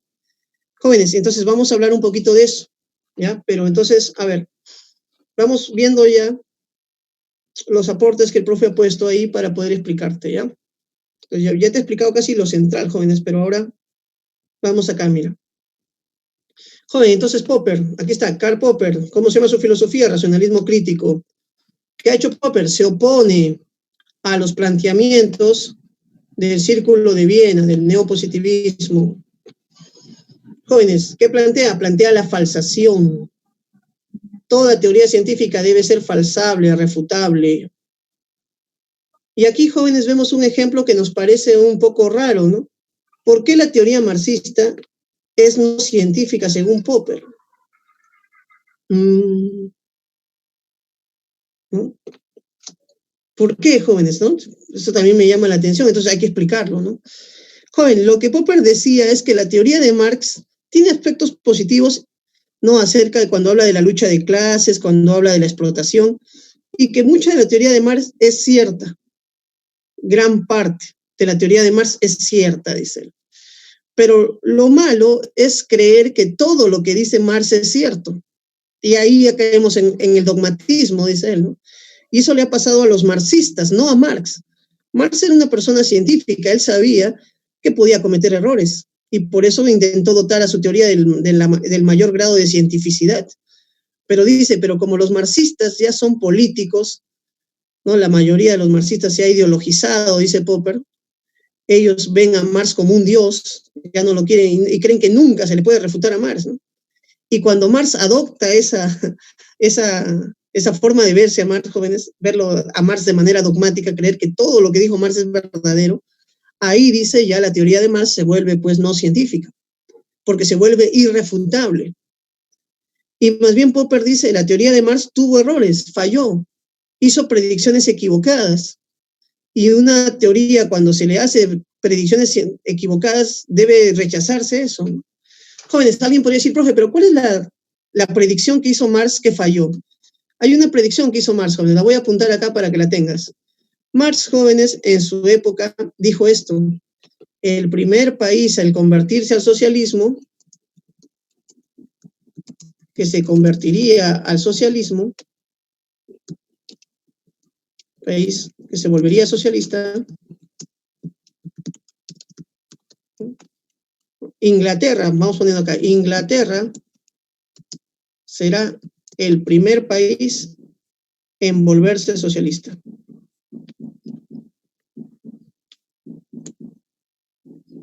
Jóvenes, esa fue la predicción de Marx. Marx dijo que Inglaterra iba a ser el primer país en volverse socialista. ¿Por qué? Porque ahí en Inglaterra había el mayor desarrollo de las fuerzas productivas y esa era una condición que Marx ponía para que un país se vuelva socialista. Para que un país se vuelva socialista tiene que desarrollar con mayor intensidad sus fuerzas productivas.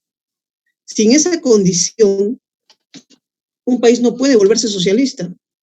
porque no tendría la riqueza, jóvenes. Entonces, esa es la predicción de Marx, pero esa predicción nunca se dio, pues. Y la mayoría de los marxistas dogmáticos, dice Popper, nunca refutan a Marx, ¿no? Siempre para ellos Marx es irrefutable. Y como Marx es irrefutable, la teoría marxista, con ese dogmatismo, dice, no es científica, pues. Una teoría científica debe poder ser refutable. Cuando se equivoca, la debemos dejar de lado. Joven, y eso es lo que pasa, por ejemplo, con Albert Einstein, dice él, ¿no? Ya te expliqué más o menos el ejemplo de Einstein. Einstein predijo de que un rayo de luz, al pasar por el Sol, se va a curvar. Jóvenes, y se curvó. O sea que se probó en el experimento, en la predicción que hizo, que era correcta. Por eso, toda teoría científica debe poder ser falsable, ¿no? Entonces, muchachos, esa es más o menos la teoría de Karl Popper. Jóvenes, y entonces, por último, ya para terminar esta parte de la clase, pasar ya al tema. Popper considera de que toda teoría científica es falible. Toda teoría científica es opcional, dura un tiempo, no es una verdad absoluta, jóvenes. Entonces, ese es un aporte también que él va a desarrollar, jóvenes, y que es bueno considerarlo, ¿no? Vamos a poner aquí, ¿no? La concepción falibilista de la ciencia dice eso, joven, que toda teoría científica tiene un valor provisional nada más. Es una verdad provisional. Es una verdad provisional.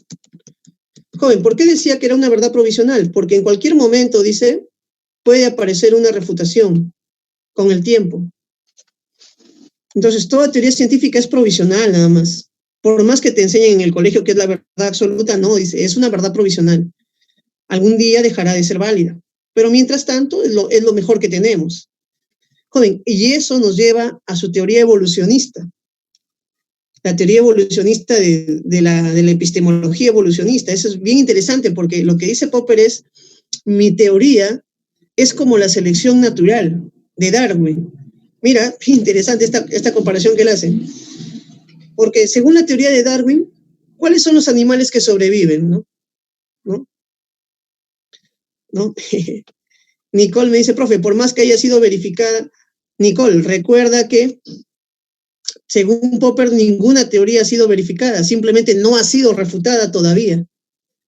Eso es lo que él dice, según su visión de él, que se haya hecho un experimento y que una teoría no haya sido refutada, por eso la aceptamos todavía, porque no ha sido refutada, pero no hemos probado que es verdad.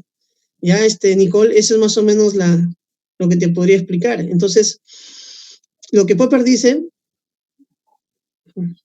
es esto. Él dice, así como la teoría de Darwin, la selección natural hace que algunas especies desaparezcan porque no se adaptan al medio ambiente, no son las más aptas, y otras especies logren sobrevivir, se adaptan y son las más aptas. De la misma manera pasa en la ciencia, dice, ¿no? Hay varias teorías y la investigación científica es como la selección natural. A las teorías menos aptas las elimina, las desaparece, las refuta. Joven, pero las teorías que sobreviven son porque son las más aptas hasta ese momento, ¿no? No es porque sean una verdad absoluta, sino son las teorías más aptas hasta ese momento. Quizás en el futuro sean refutadas, quién sabe, pero por el momento son nuestras verdades y por eso tenemos que aceptarlas, enseñarlas y transmitirlas. Entonces, las ideas de Newton, las ideas de Albert Einstein, las ideas de los diversos científicos que te enseñamos, para Popper son verdades provisionales. Jóvenes, entonces, solo sobreviven, pongámosla aquí a ver ya solo sobreviven las teorías más aptas. Me gusta esa forma, ese ejemplo, me parece interesante. Listo, muchachos. Ahí tenemos la explicación de Popper. Espero les haya gustado, se haya entendido más o menos lo que hemos estado hablando. Ahí tenemos algunos textos que ustedes también pueden analizar. Vamos voy jóvenes, a guardar esto. Si te interesa, pues, mantener estos datos, captúralo ahorita, la pantalla. Jóvenes, vamos a pasar ya al último autor, ¿no? Vamos a hablar ya del último autor, y me parece importante. Vamos a guardar y vamos a borrar. Listo. Listo, muchachos. Entonces, ahora sí vamos a ver el último autor ya. ¿no? Aquí está un texto, jóvenes, de unos textos de Popper. Sería bueno que ustedes los revisen ya con calma, jóvenes. Ahí he subrayado algunas ideas. Ya, me dice, profesor, al decir las más aptas, no, Cristel, al decir que solo sobreviven las teorías más aptas, justamente son las que se intentan refutar y no se refutan. O sea, las más aptas son las que no son refutadas, justamente. Y ahora, como no son refutadas, dice él, lo que nos queda a los científicos es decir que son las verdaderas, que son aceptarlas un tiempo, ¿no? Pero Popper tiene un problema con este concepto de verdad. Él dice, la verdad científica no es una verdad absoluta como antes se pensaba, son verdades provisionales. Y justo antes de terminar, muchachos, había que hablar del progreso. Una compañera me preguntó. Entonces, lo que considera Popper es que la ciencia, a través de ensayos y errores, va aproximándose poco a poco a la verdad. Nunca vamos a llegar a la verdad absoluta, dice Popper, pero sí nos aproximamos a ella. A través de nuestras verdades relativas nos vamos aproximando a esa verdad absoluta. Y por eso se puede decir que conocemos un poco mejor el mundo de lo que antes conocíamos. Y podemos decir que conocemos más verdades que antes también. Pero ya sabemos también que las verdades son provisionales. Entonces hay un progreso científico. ¿Ya? Eso es lo que Popper va a decir. Listo, muchachos, vayamos terminando ya esta clase. ¿Ya? Vamos a hacer la última explicación y luego ya pasamos a resolver sus temas. Listo, entonces vamos terminando.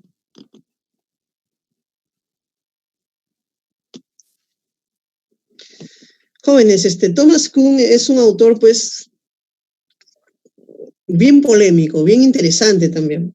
Hay muchas cosas que él dice que hasta ahora se siguen tomando en cuenta y que son un poco, a veces, van más allá de nuestro sentido común. Mira, aquí está lo central de su pensamiento de Thomas Kuhn es esto. Thomas Kuhn se opone, hay una oposición en él a los planteamientos popperianos, o sea, de Popper, sobre el progreso de la ciencia. Popper decía que el progreso de la ciencia es acumulativo, esa es más o menos la crítica. Entonces, el debate es ese, jóvenes, en última instancia ese es el debate central al final, ¿no? Entre Popper y Kuhn. Entonces, vamos a poner acá ya, pongámosle, para Popper,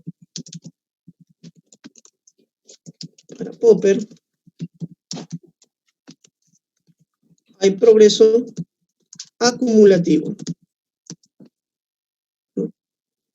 Mientras que, jóvenes, en una oposición, pongámosle ahí, ¿no? Un versus, ¿no? Pongámosle ahí. Para Kuhn, el progreso de la ciencia es no acumulativo, sino revolucionario, dice él. Revolucionario. Muchachos, entonces miren, ese es el debate fundamental de este tema. Pongámoslo así, este es el debate. Eso es lo que está en... Entonces, para Kuhn dice, según mi teoría, la ciencia se desarrolla sin acumularse las teorías, sino de manera revolucionaria. Y si hay progreso, dice él, el progreso es no acumulativo.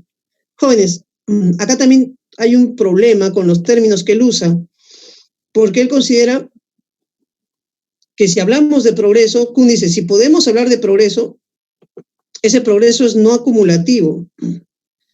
Eso es lo que hay que decir.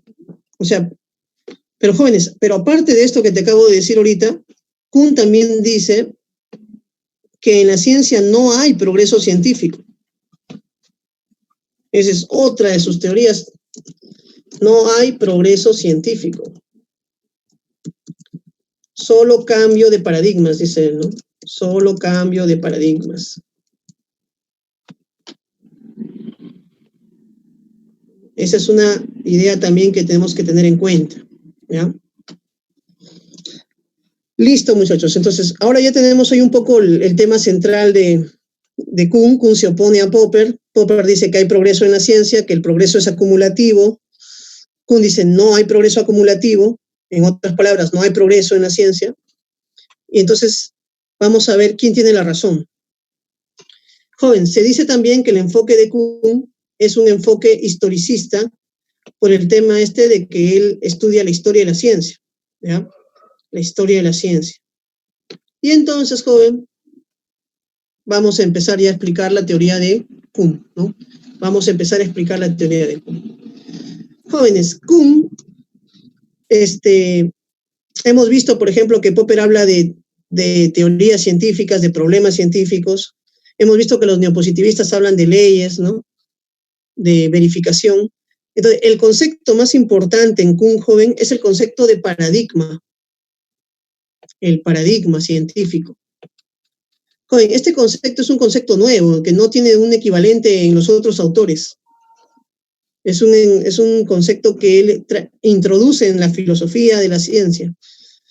Por eso es un concepto que es un poco difícil de explicar en un inicio. En un inicio. Pero lo que sí te podría decir es lo siguiente, a ver, jóvenes. Un paradigma funciona como un conjunto de ideas que permiten a la comunidad científica investigar, hacer la ciencia, orientarse a un tipo de investigación. Ahora, jóvenes, ese conjunto de ideas lo elabora un científico, uno nada más, pero ese científico logra convencer a todos de que esas ideas son correctas. Entonces, lo que Kuhn nos dice es que para que haya ciencia en la historia, tiene que haber dos cosas. Una comunidad científica, es decir, un grupo de personas que se dediquen a la ciencia, joven, y lo segundo que tiene que haber es un paradigma científico. Ahora, ¿qué tiene que pasar entre la comunidad científica y el paradigma? La comunidad científica tiene que aceptar ese paradigma. Tiene que usar ese paradigma para investigar. Cuando una comunidad científica adopta un paradigma, jóvenes, empieza lo que llamamos la ciencia normal. Joven, entonces lo primero que tú tienes que manejar aquí es estos dos conceptos, que existen comunidades científicas y que las comunidades científicas, para trabajar eficientemente, para poder investigar, para poder desarrollar ciencia, necesitan pues elaborar un paradigma, tener un paradigma, seguir un paradigma. Y con ese paradigma, joven, ellas hacen ciencia. Ahora, cuando le preguntan a Kuhn, ¿qué hay en tu paradigma? ¿Qué es lo que los científicos aceptan? Dice, en un paradigma hay leyes, en un paradigma hay teorías, hay métodos, hay aplicaciones, hay instrumentación, como dice acá. Joven, voy a añadir algunas cosas más que no ha puesto el profesor, pero que son importantes que se considere que hay en un paradigma. Jóvenes, en un paradigma también hay una forma de ver el mundo. Hay problemas, a ver, pongámosle aquí problemas, y un punto de vista, ¿no? Una forma de ver el mundo, ¿ya? Entonces, esas dos cosas también existen en los paradigmas. Un paradigma es una manera de ver el mundo. Mira, esta forma de decirlo, joven, es interesante porque te puede ayudar a comprender a Kuhn. Para Kuhn, una teoría científica no es la verdad única. No, las teorías científicas son formas distintas de ver el mundo, nada más. Son formas de plantear ciertos problemas, nada más. Por eso, joven, es que se dice esto de acá, que Kuhn adopta una concepción hermenéutica de la ciencia. ¿Por qué? Porque los paradigmas son interpretaciones de la realidad, jóvenes. No son la realidad misma. Entonces, eso lo vamos a poner acá. ¿Qué significa la concepción hermenéutica? Que un paradigma es igual a una interpretación de la realidad. Pongamos aquí. Es una forma de interpretar la realidad, jóvenes. El paradigma no es una forma de ver el mundo. No es la verdad absoluta. Entonces, jóvenes, ¿qué es lo que dice Kuhn? A lo largo de la historia han surgido diversas interpretaciones, diversas formas de ver el mundo, diversos paradigmas. Y la ciencia es la pugna entre los paradigmas, ¿no? La pugna entre los paradigmas. Un paradigma se impone dura un tiempo, y luego, jóvenes, viene otro paradigma que también quiere imponerse sobre el otro, y hay una pugna, una revolución científica. Joven, y ahí comienza a hablar él ya de las revoluciones científicas.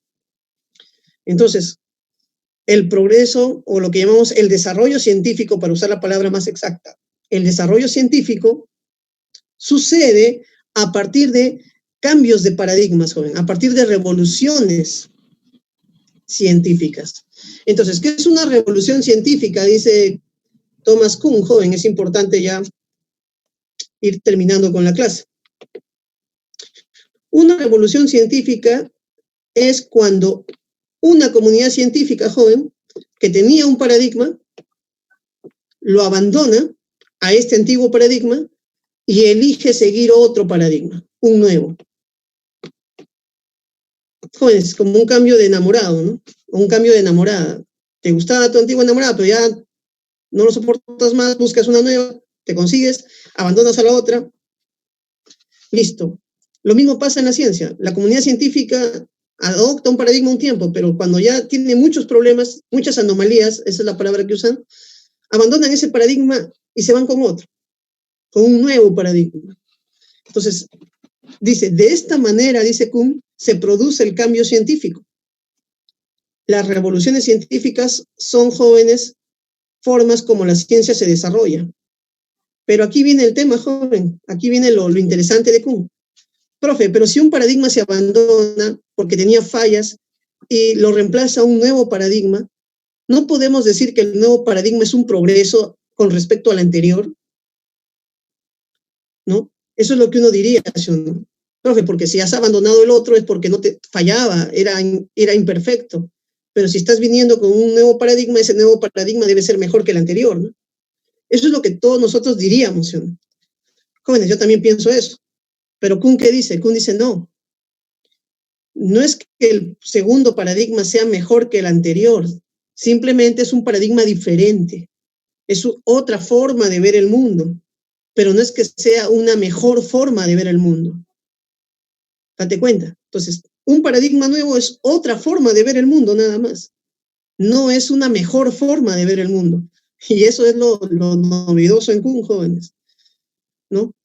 Si volvemos al ejemplo del enamorado o la enamorada, jóvenes, no porque cambies de enamorada, la segunda enamorada o el segundo enamorado va a ser mejor que el primero. Entonces, Kuhn dice algo así también. Podría tocarte un peor enamorado. Entonces, no es que estás progresando cambiando de enamorado, sino que podrías no progresar. Y eso es lo que Kuhn dice, ¿no? Kuhn dice, pasar a elegir un nuevo paradigma implica un cambio, sí, pero no implica un progreso. Sino lo único que implica es una forma distinta de ver el mundo. Una adopción de una forma distinta de ver el mundo. Y joven, y es ahí donde se entiende ya esto, ¿no? Es un cambio de Gestalt, dicen, ¿no? Joven, esta figura todos nosotros ya la hemos visto antes, ¿no? Esta figura es la figura del conejo pato, ¿no? Entonces, Kuhn dice, es como cuando tú mirabas antes esta figurita, el paradigma antiguo lo miraba como si fuera un pato, ¿no? Pero el paradigma nuevo lo mira como si fuera un conejo. ¿Qué ha cambiado? ¿Ha cambiado la figura? No, dice, ha cambiado nuestra forma de ver el mundo. Cuando adopto un nuevo paradigma, cambia mi forma de ver el mundo, no cambia el mundo. Y no puedo decir que he pasado a una mejor forma de ver el mundo, que estoy progresando, no, dice. Listo, muchachos. Esa es más o menos la propuesta de Kuhn. Espero se haya entendido, espero pues hayamos tenido algunas ideas que hemos ido aclarando en esta clase, muchachos, porque seguro que ustedes ya también manejaban estos conceptos. Listo. A ver, si les interesa, jóvenes, los añadidos que se han hecho, captúralos. Ya ahí hemos puesto algunos añadidos. Este es el momento para que los captures. Voy a cerrar ya esta parte de la clase. Borrar todos los dibujos. Entonces, muchachos, para terminar ya, tenemos aquí un texto de Kuhn. Ya no lo vamos a leer, ya hemos explicado casi todo. Ustedes ya lo podrían revisar con calma. Y, jóvenes, las referencias, ¿no? Ya entramos a lo que se llama la solución de nuestras preguntas, ¿no? Vamos a ir al solucionario ya. A ver, entonces voy a compartir ahorita en este momento nuestra diapositiva, pues, donde ya se vean, pues, todos las preguntas principalmente, ¿no?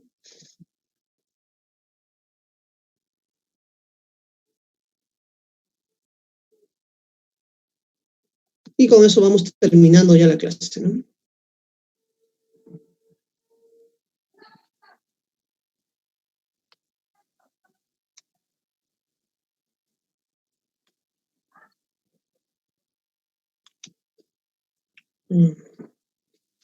Listo, muchachos, a ver.